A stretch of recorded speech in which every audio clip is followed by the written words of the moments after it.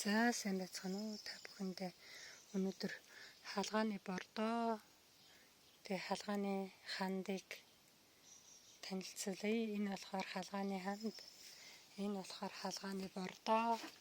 Би 10 литрийн энэ савнд хаалгаа төвж үүргээд саваад үүргээд тэгээ дээрэс нь ингээд ус хийсэн. Энийг бол өчигдөр хийсэн хаалгааны ханд байгаа. Ингээ нэг хонуулаад одоо энийг бол ногоогоо шүршиж олно. Тийм цагаан цайвар өнгөтэй юм ханд гарна. Зүгээр яг усаар байгаа юм шиг юм ханд. Хэрвээ та нар энийг өшөө хүчтэй болгоё гэвэл буцсан усыг хонуулчих жолно. Тэгвэл бүр юм улаан хүрэн яг цайны өнгөтэй болж гарч ирнэ. За энэ рүү 20 литрийн савнд би хаалгаагаа бас дүүртэрн хийгээд энэ хараа хаалгаагаа дүүртэрн хийгээд тэгэл ус хийсэн байгаа байдал нь энэ. Одоо энэгээрээ та нар хорхоо идсэн ногоо могоогоо шүршин. Энэ хаалгааг би өөрийнхөө одоо яг ургуулж байгаа газраас биш авсан болохоор ингээ хорхоо шавж идсэн хаалгаа байсан. Тэгээ дотор нь байгаа энэ хорхоо шавж нэмгэн хүмүүс эднэрийг нь одоо устгахын тулд цуу хийж өгсөн. Цагаан цуу бас цагаан цуу болохоор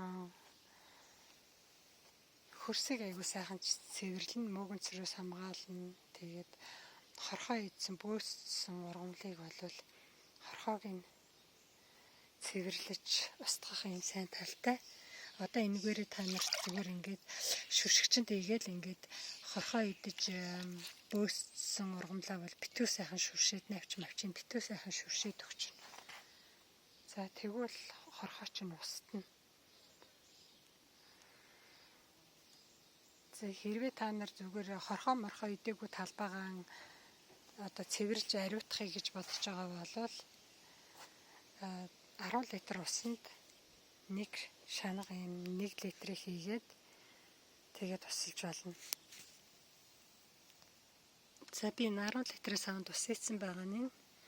За энэ бордоо ханднаас 1 литрийг аваад хийгээд тэгэл ингээд зүгээр шүршчихнэ.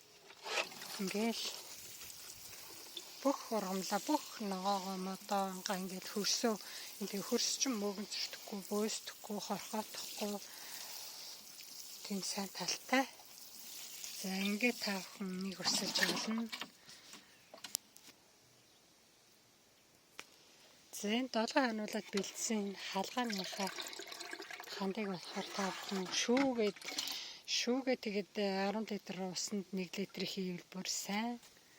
Энэ хэрвээ шүүгээгүй хийсэн байх юм бол та нар урд нь ингээ шүүгчтэй хийгээд ногоогоо усаж олно. Гэтэ юунда навчинтаа хөргөж болохгүй ногооныхоо шмишинд хөрөхгүй хийвэл бас зүгээр.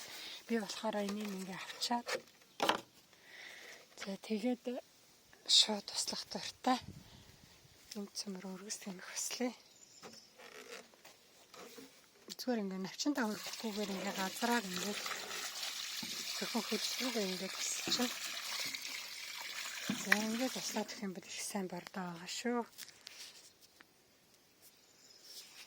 За энэ цагаан цуу уксус маань 0.5% энэ уксус дээд зэргийн сайн. Энийг бол ургамлын агаар хөрсний одоо мөөгөн цэр тэгэл нэрийг цэвэрлэх, орчных нь бохирдлыг цэвэрлэх, хорхоо шавжийг дайжуулах гэдэг олон зүйлд ашигладаг. Би энийг болохоор ингээд ийм нөөцийн усныхаа савнд ингээд жоохон тусаачдаг баримжаагаар ингээд энэ өнрээр ятгахтаа энэ усны савнд чинь байгаа хорхоо шавжинаараа алз мал зарцсан эднэр бол устна.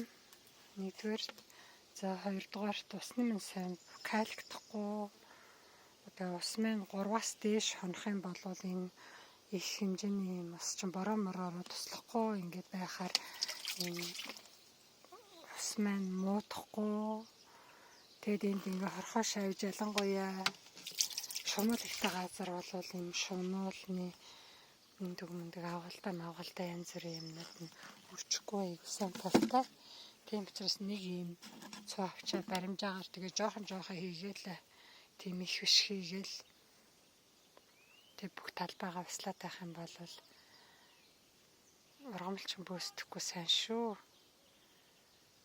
Сайн ингээ та бүхнийхээ ургацын их талаад амжилт хүсье. Ургац нь ариун байх болтугай.